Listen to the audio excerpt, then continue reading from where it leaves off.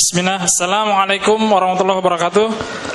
Waalaikumsalam warahmatullahi wabarakatuh. Saya pernah mendengar seorang ustadz menyampaikan jika Allah bersemayam berada di atas ars, berarti Allah membutuhkan makhluknya. Apa jawaban atas syubhat yang mereka dakwahkan? Ini akli ya.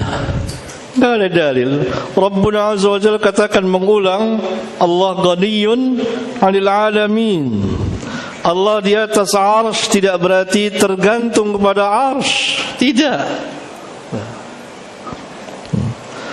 Yani Allah Subhanahu wa taala memilih sifat perbuatan. Allah ada sifat zat. Sifat zat Allah al-ulu. Yani Allah tinggi. Dan Allah sifat perbuatannya memilih bahwa dia istiwa 'alal 'arsy. Maknanya Allah ala berada di atas 'arsy, di atas sekalian makhluknya. Tidak bergantung kepada makhluknya. Bahkan seluruh makhluk bergantung kepada Allah Subhanahu wa taala. Iya. Selanjutnya, ketika sholat tarawih, wanita lebih baik sholat di rumah atau di masjid? Dalam sholat tarawih, Nabi yang mulia dalam sebagian atau beberapa buah hadis sahih keluarkan Abu Daud dan lain-lain, Nabi SAW mengeluarkan anak istri mereka untuk sholat berjamaah di masjid. Berarti utama sholat di masjid. Selanjutnya, apabila arsy itu adalah makhluk, di manakah Allah bersemayam sebelum arsy diciptakan Allah? Allah telah ada. Allah katakan Allah Subhanahu wa taala telah ada. Kemudian Allah menciptakan arsy. Kemudian Allah memilih istiwa 'alal arsy. Jawabannya itu. Allah telah ada. Allah istiwa 'alal arsy setelah Allah menciptakan arsy. Terus. Saya tinggal di Bogor. Bagaimana hukumnya itikaf di Masjid Al-Mubarak Jakarta? La ada, la tushaddur rihal. Jangan safar mencari-cari masjid, mencari barakah. I'tikaf di tempatnya masing-masing. Jangan safar. I'tikaflah di tempat masing-masing. Hidupkan kalau mau beriktikaf. Nabi sallallahu alaihi wasallam kata la tushaddur rihal illa ila thalathati masajid. Masjidil Haram wa Masjidil Rasul wa Masjidil Aqsa. Tidak boleh sengaja berangkat safar untuk mencari keutamaan dan barakah kecuali di 3 buah masjid. Masjid Haram, Masjidil Haram, Masjid Nabawi, Masjidil Rasul dan Masjidil Aqsa. Selebihnya masjid sama. Maka tidak patut memilih-milih tempat untuk i'tikaf di luar kota. I'tikaf di masjid dekat dia. Iya. Ustadz, mohon dijelaskan apa yang dimaksud dengan mutakallimin.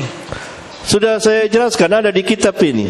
Mutakallimin adalah mereka yang berbicara tentang satu kaum, yang berbicara tentang akidah Islamiyah, berbicara tentang Allah dengan akal semata,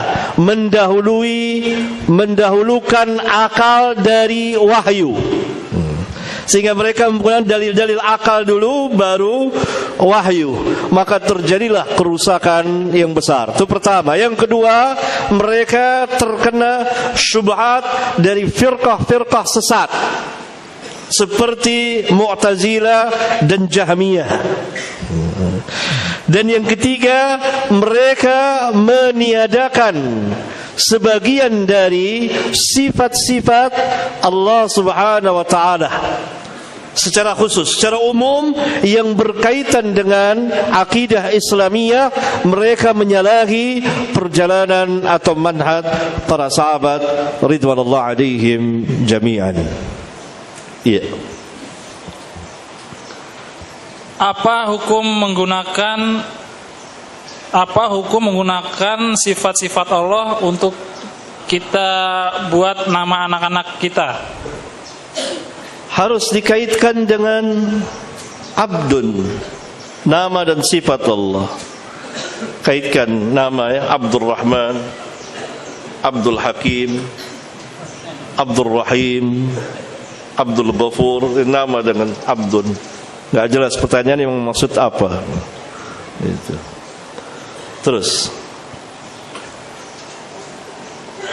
bagaimana pemahaman salaf mengenai kekalnya wajah Allah?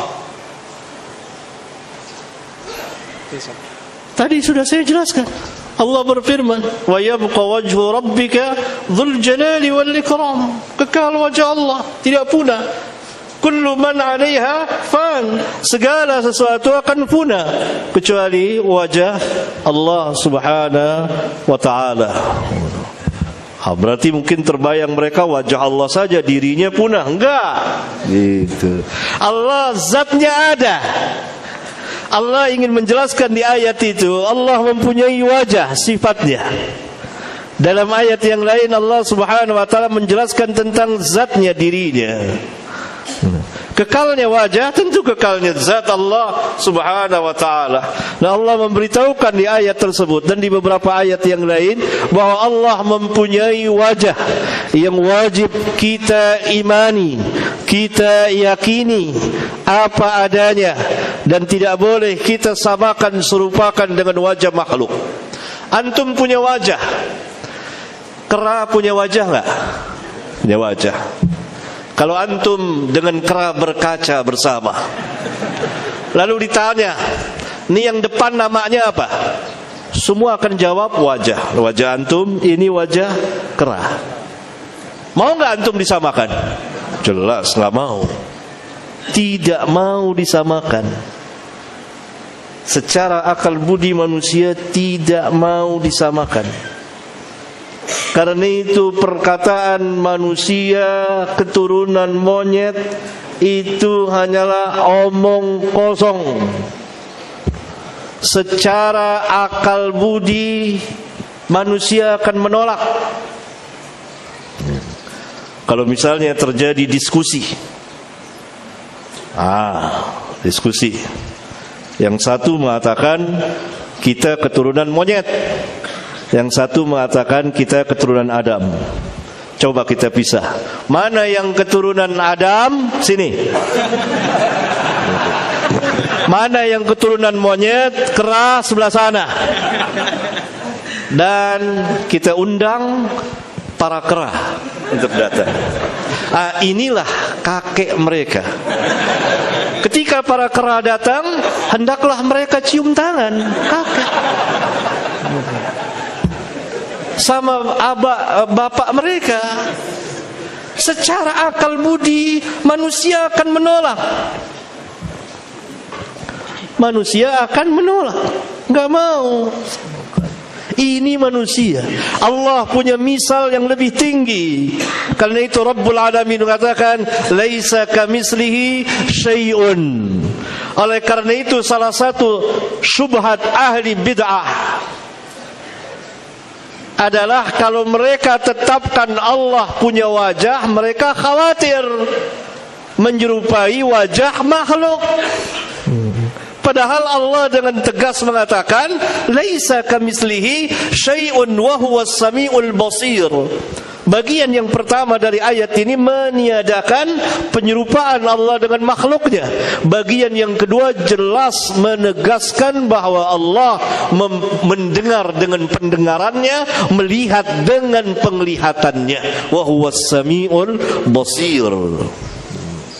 Itu syubhat mereka, terbit dari kejahilan mereka. Khawatir, padahal mereka juga punya wajah, kera juga punya wajah. Allah punya diri dan mereka juga punya diri. Tapi mereka tidak pernah khawatir ketika berbicara tentang zat Allah. Padahal pembicaraan mengenai sifat cabang dari pembicaraan mengenai zat. Iya. Ustadz, mohon apa yang dimaksud dengan Jahmiyah dan ciri-cirinya di zaman ini?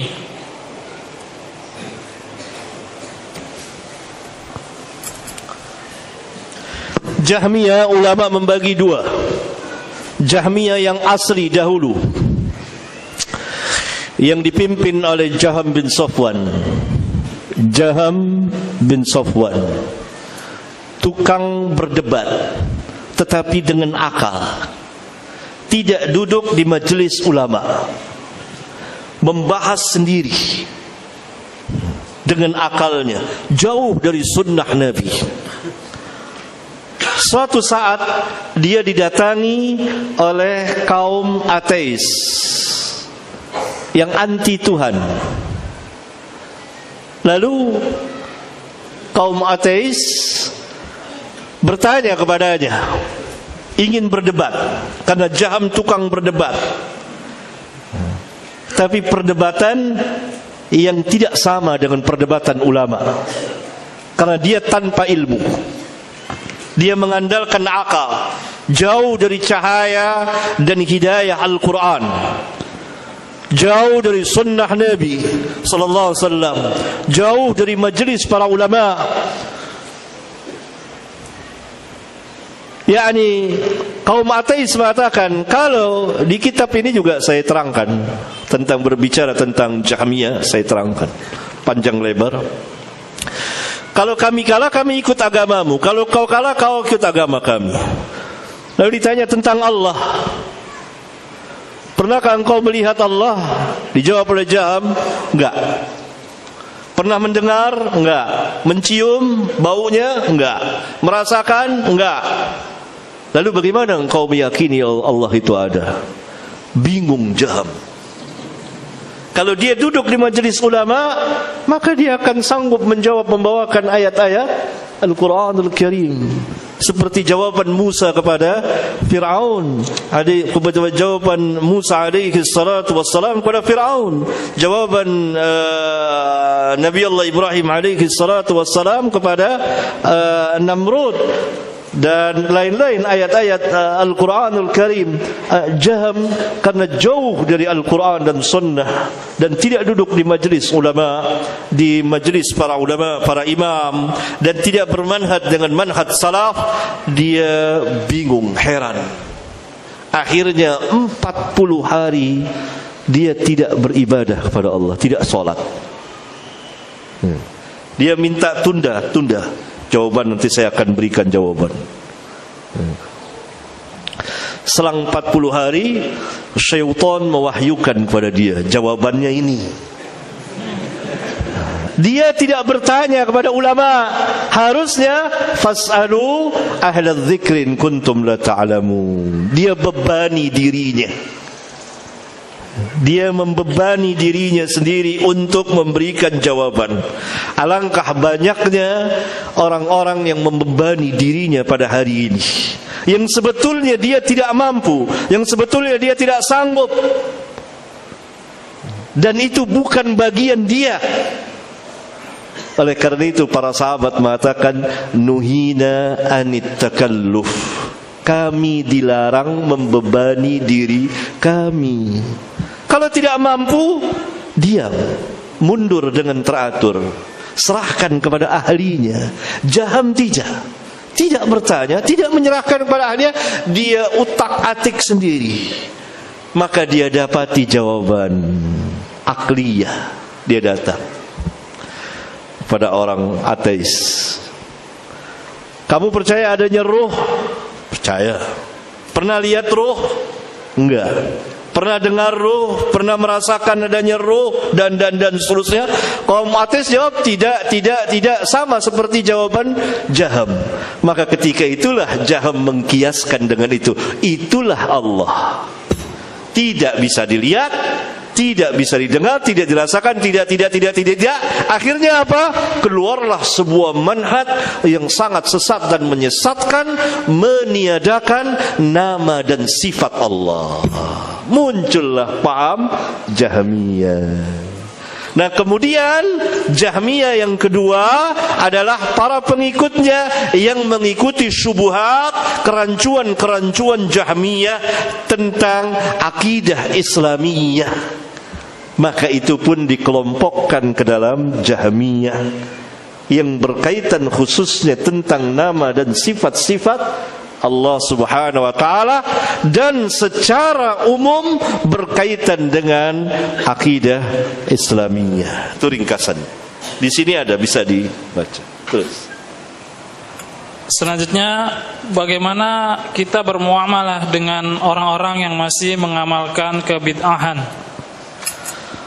Muamalah apa maksudnya?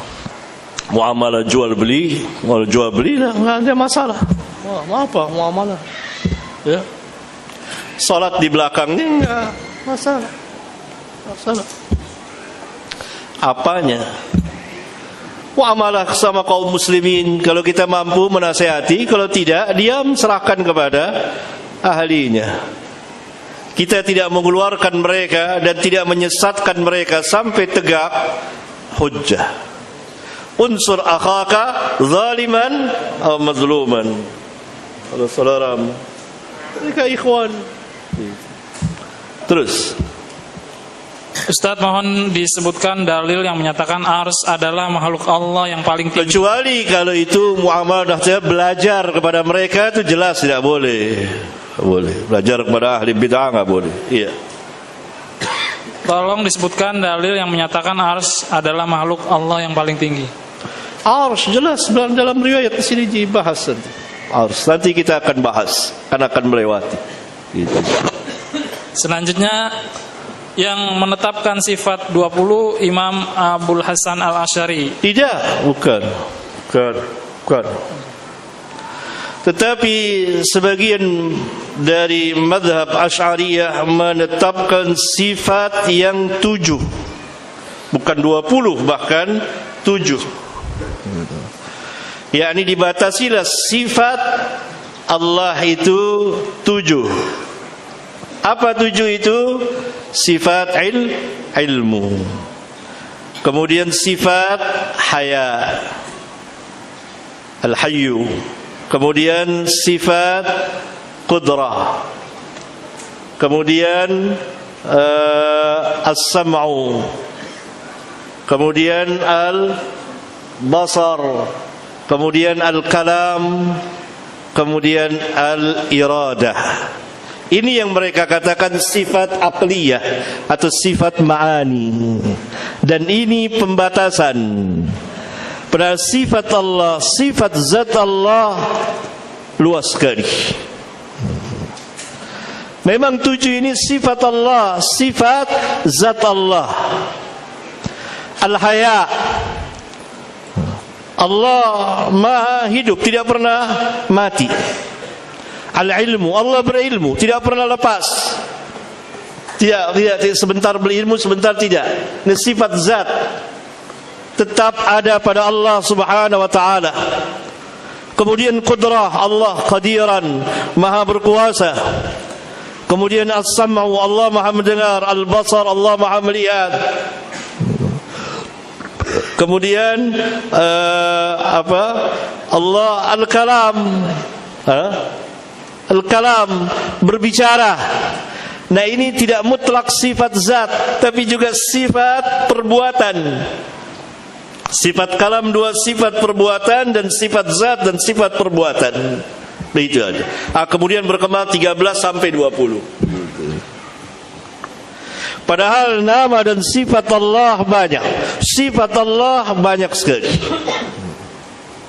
baik itu sifat zat yang berkaitan dengan zat Allah, diri Allah, maupun yang berkaitan dengan perbuatan Allah. Contohnya seperti al-wajhu tadi, itu sifat zat Allah subhanahu wa ta'ala.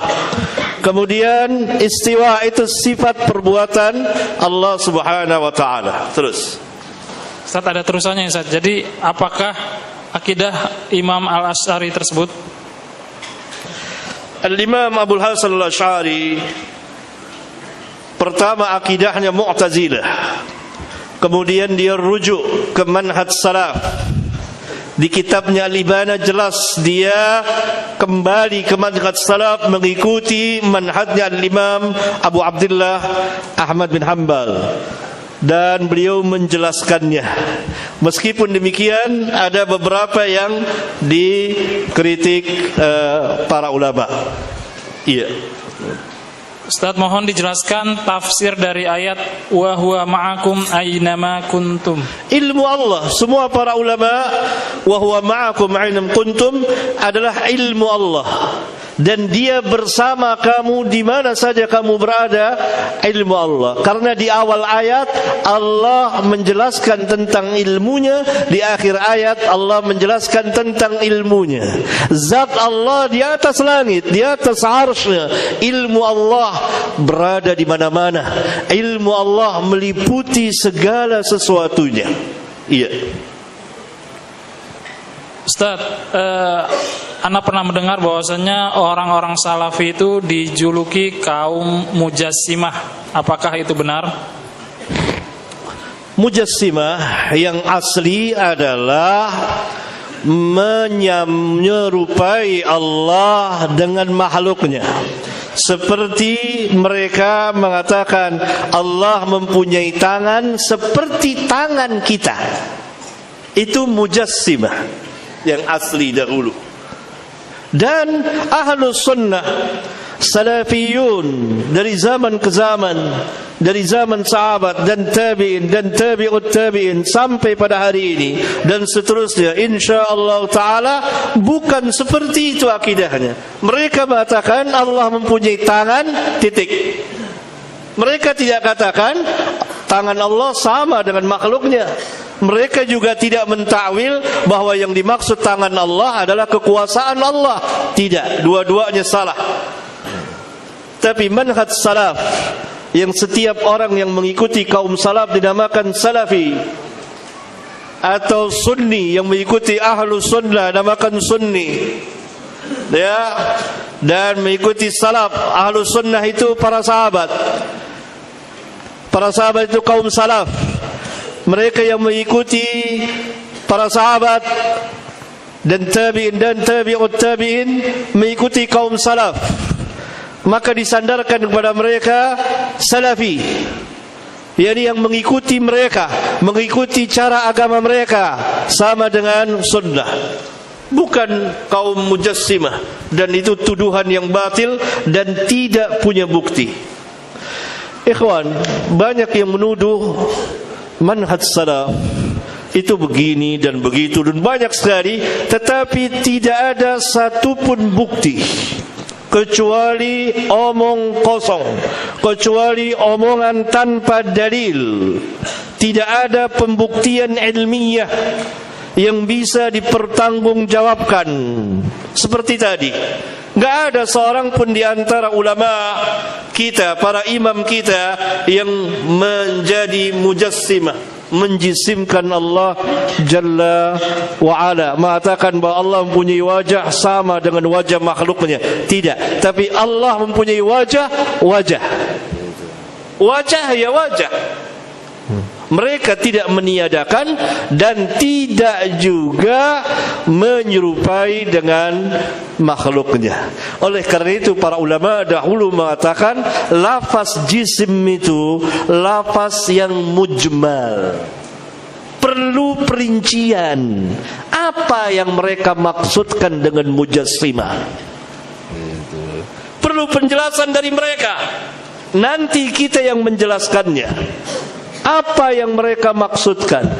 Kalau yang mereka maksudkan bahwa kita menyerupai Allah dengan makhluknya, bahwa kita mengatakan Allah mempunyai wajah sama dengan wajah kita, maha suci Allah dari apa yang kita katakan dan sifatkan. Kita tidak pernah mengatakan seperti itu. Kalau itu yang mereka katakan, maka mereka telah berbohong dan berdusta. Tapi kalau yang bermaksud mujassimah, Allah mempunyai wajah dan kita juga mempunyai wajah, maka itu bukan menjisimkan Allah. Tapi ini wajah ya wajah. Kita tidak palingkan arti wajah dengan zat atau diri. Jadi lafaz-lafaz kebiasaan dari ahli bid'ah melemparkan lafaz yang bersifat global untuk sesuatu yang khusus. Karena itu ini zaman perlu perincian.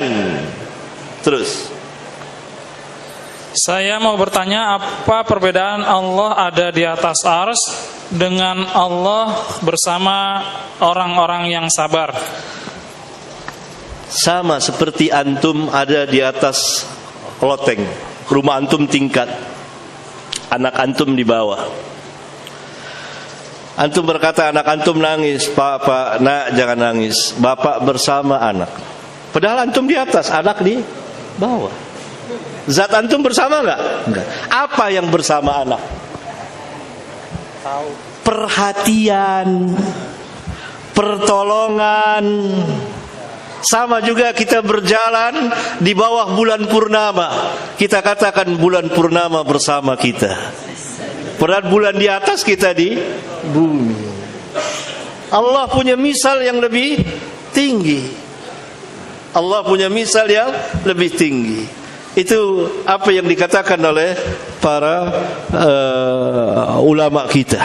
yakni Allah bersama orang-orang yang sabar, Allah menolong orang-orang yang sabar, Allah memperhatikan orang-orang yang sabar, dan seterusnya. Ilmu Allah lebih kepada orang-orang itu. Iya, bukan zat Allah Azza wa Jalla. Nanti akan ada pembicaraan dekatnya Allah di kitab. Kan belum selesai ini. Ini yang tanya punya kitab apa enggak nih? Punya kitab kan tentu baca di rumah, belajar. Ini kita belajar ya. Kita ini belajar sedikit demi sedikit. Ya, sedikit demi sedikit belajar. Iya. Karena itu saya berusaha kalau akan kita bahas, saya tidak terlalu menjawab panjang atau saya tidak jawab. Karena nanti juga akan ini buang waktu nanti. Terus, Ustaz, apakah hadis yang menyebutkan Allah turun ke langit dunia di sepertiga malam terakhir, maksudnya zat Allah yang turun atau bagaimana? Zat Allah Jalla wa'ala. Tapi kan akidah kita tadi tidak boleh bertanya gimana turunnya Allah. Nggak boleh.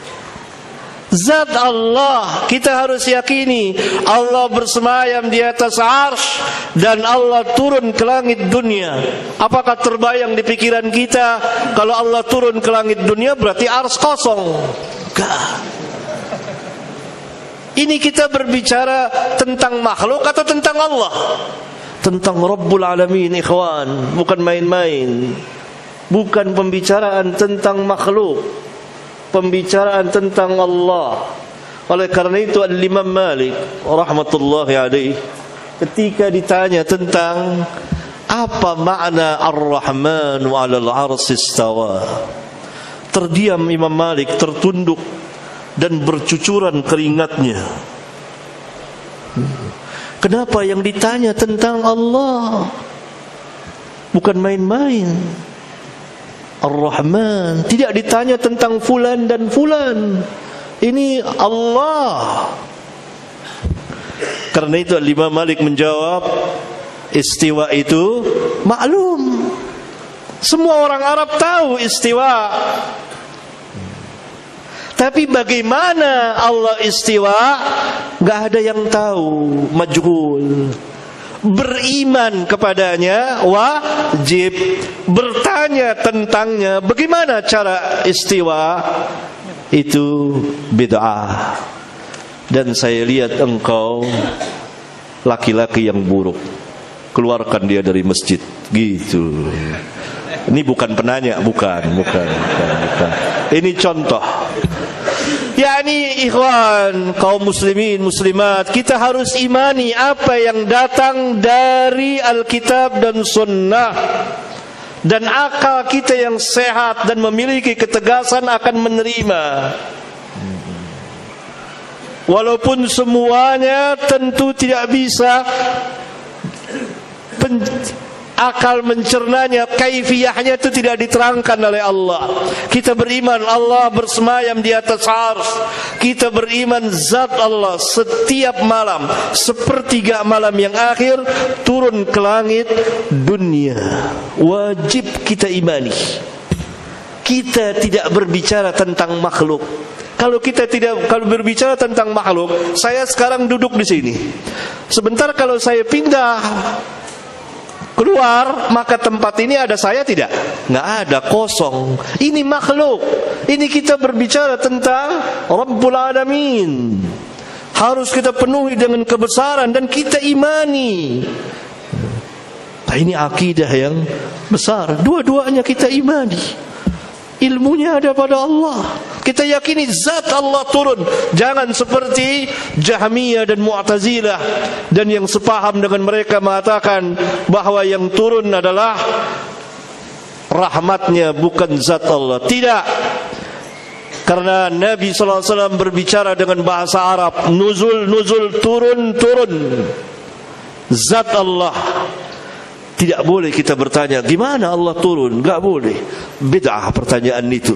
Sama seperti tidak boleh kita bertanya bagaimana zat Allah. Iya. Bagaimanakah mengkompromikan hadis tentang mati syahid jika kita membela harta kita dengan hadis tentang ketaatan kepada pemerintah walaupun punggung kita dipukul? Nggak ada hubungannya. Apa hubungannya? Nggak ada. Masing-masing berdiri sendiri. Mungkin gini Ustaz, Masing-masing berdiri sendiri. dia membela hartanya sampai jika dirampas itu. Iya, ada perampok datang mau merampas harta, katakan jangan. Dan boleh kita membela diri.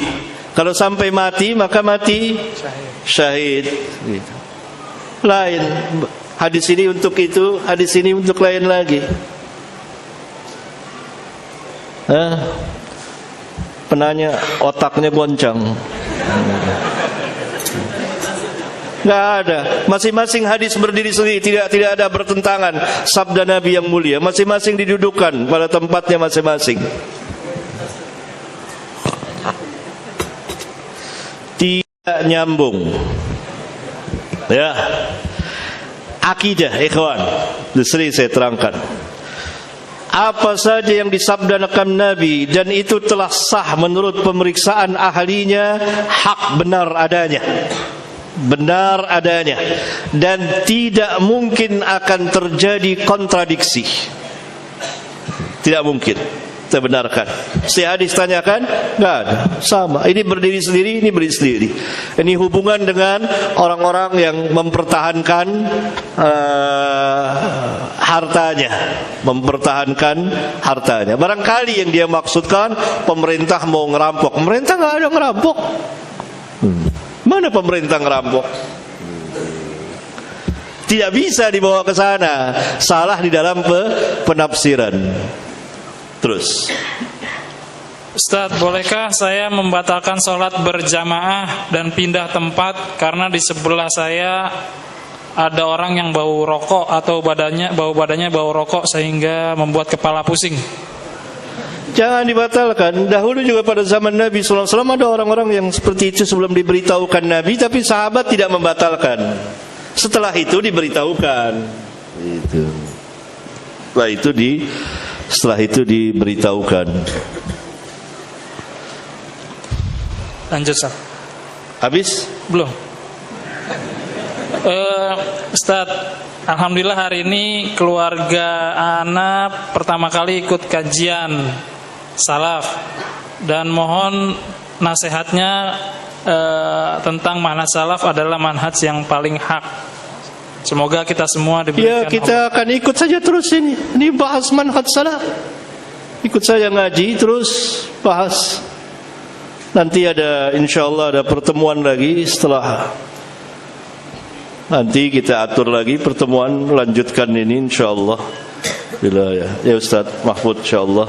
Insyaallah ada pengajian di masjid ini insyaallah untuk hidup di tempat ini dan bersatunya kita masyarakat di kompleks ini agar tidak saling berseteru, berada di atas satu manhaj. Dan ini sudah ada masjid bersama-sama, kemudian juga sudah ada sekolah. Ini masyarakat alhamdulillah, ini ada pengajian ya, bisa menimba ilmu. Mudah-mudahan ta'lim kita ini juga, ta'lim saya ini juga bersama Ustaz Mahfud dan lain-lain para asatidzah yang mengajar di sini bisa menyatukan kita, bersama-sama kita belajar terus. Ustaz, di tempat saya ada yang mengaku-ngaku salafi, tapi mereka suka mentahdir TV-TV sunnah dan juga mengharamkan menonton TV. Dan kalau dilihat kajiannya, akhwatnya pakai jilbab dan baju hitam semua. Bagaimana Ustaz?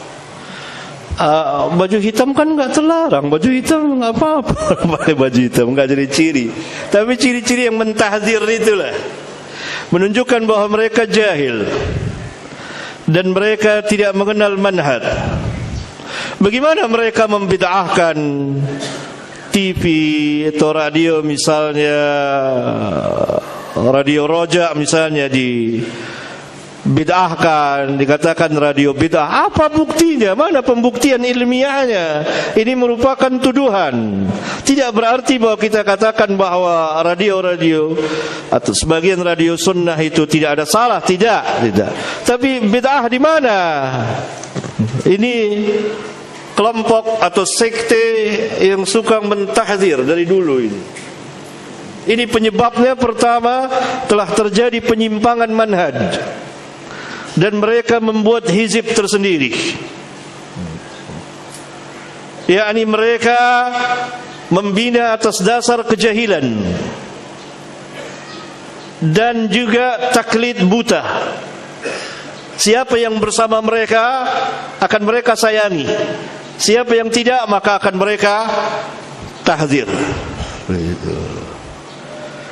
Oleh karena itu di antara mereka hampir-hampir nyaris tidak ada ahli ilmunya.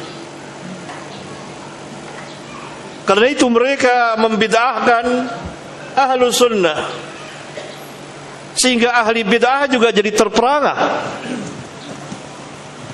Kok ini yang biasa membid'ahkan kita dibid'ahkan?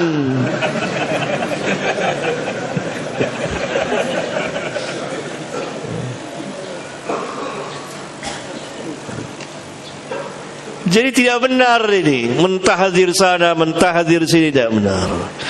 Memang ikhwan sekarang ini manhaj dakwah ini sedang diobok-obok, dirusak oleh berbagai macam aliran untuk mencerai-beraikan ini. Salah satunya dari kelompok-kelompok ini.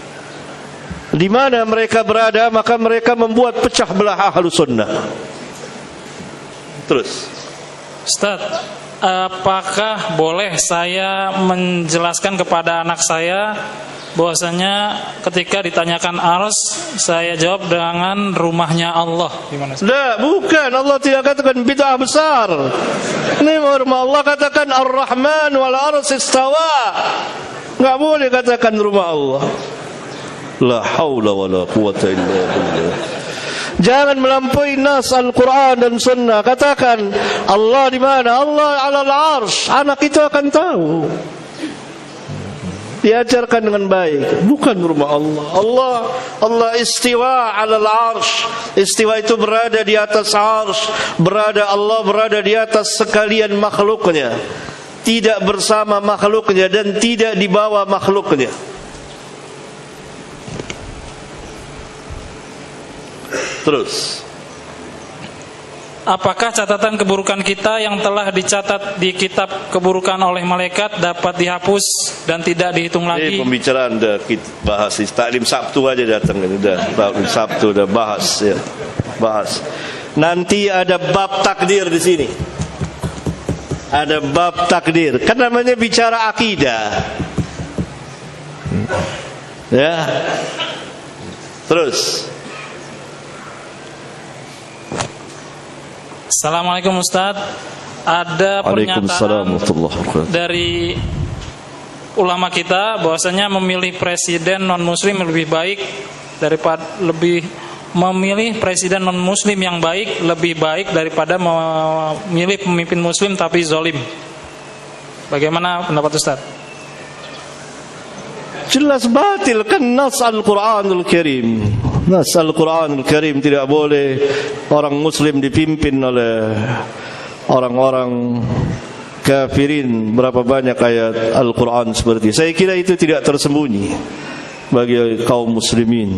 Banyak bertebaran ayat-ayat Al-Quranul Karim. Terus. Di kampung mertua ana menyatakan bahwasanya kaum salaf adalah kaum yang fanatik. Bagaimana Ustaz? Ya, hal-hal seperti itu jangan terlalu dimasukkan di hati. Hal-hal biasa dari masyarakat umum yang belum tahu. Kita harus bersikap lemah lembut dan memberitahukan dengan cara yang baik. Juga itu sebagai ujian kita. Kan itu fanatik dan ini macam-macam.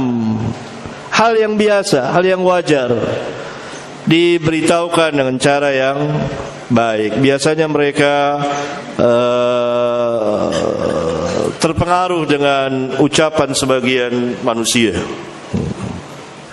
Barangkali ini. Subhanakallahumma wa bihamdika asyhadu an la ilaha illa anta astaghfiruka wa atubu ilaik. Assalamualaikum warahmatullahi wabarakatuh.